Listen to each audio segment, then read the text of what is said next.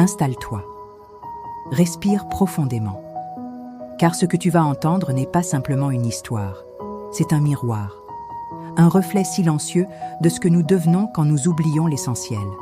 Écoute, il existe des chutes qui ne font aucun bruit.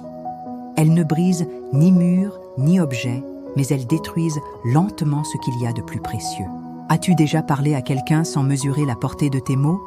Blessé sans le vouloir, ou pire, sans t'en rendre compte? Parce que parfois ce ne sont pas les grandes fautes qui ruinent une vie.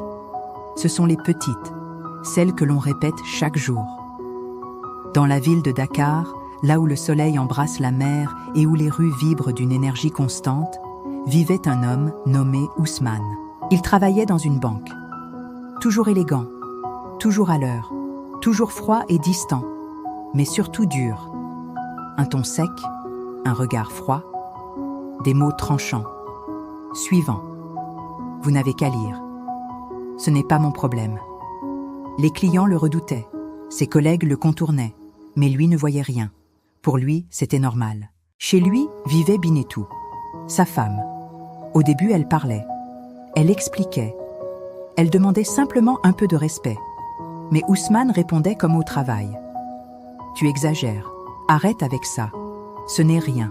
Pas de cri. Mais une absence de considération, une absence d'écoute, une absence d'amour. Et un jour, Binetou s'est tue. Elle a fait ses valises. Et avant de partir, elle a dit doucement « Je ne peux pas rester avec quelqu'un qui ne voit pas les autres. » Puis, elle est partie, et la maison est devenue vide. Mais Ousmane ne comprit pas. Il continua sa vie. Travail, routine, silence, jusqu'à ce que la solitude s'installe, la vraie. Celle qui ne fait pas de bruit, mais qui pèse. Alors il chercha à combler. L'alcool, un verre, puis deux, puis chaque soir. Les retards arrivèrent, les erreurs aussi, puis les avertissements, les manigances de ses collègues et de clients excédés par son comportement eurent raison de lui. Et un jour, il a été renvoyé. Votre comportement n'est plus acceptable. Sans travail, sans épouse, sans direction. Les dettes s'accumulèrent. Puis il perdit sa maison. Et un matin, Ousmane se retrouva dehors, dans les rues de Dakar, avec rien, juste lui. Au début, il était en colère, contre Binetou, contre la vie, contre les collègues, contre les clients, contre le monde entier. Puis, le temps passa. Et la rue fit son travail. La rue ne juge pas. Elle montre. Il croisa des regards qu'il n'avait jamais vus. Il entendit des voix qu'il n'avait jamais écoutées. Et surtout, il ressentit ce qu'il avait donné. Le manque de respect, l'indifférence, la froideur, le mépris. Et pour la première fois, il comprit. Un jour, il dit « Merci », un mot simple, mais sincère. Puis « S'il vous plaît », puis « Pardon ». Un matin, assis sur un trottoir poussiéreux, quelqu'un s'arrêta devant lui. Silence. Puis une voix. « Ousmane, c'est bien toi ?» Il leva les yeux. C'était Monsieur Diouf, un client. Un homme qu'il avait souvent maltraité. Très souvent. Monsieur Diouf le regarda longuement, puis dit calmement « Tu ne te souviens peut-être pas de moi, mais moi, je me souviens de toi. » Ousmane baissa les yeux. La honte était lourde. « Tu étais dur, dit Monsieur Diouf.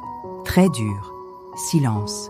Mais aujourd'hui, je vois un homme différent. » Ousmane murmura « Je ne savais pas. » Sa voix tremblait. Je pensais que c'était normal. Monsieur Diouf hocha la tête.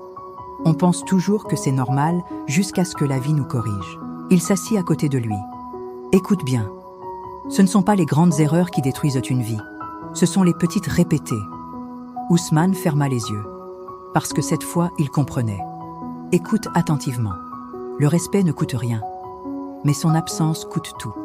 Un amour, une dignité, une vie entière. Alors aujourd'hui, pose-toi cette question.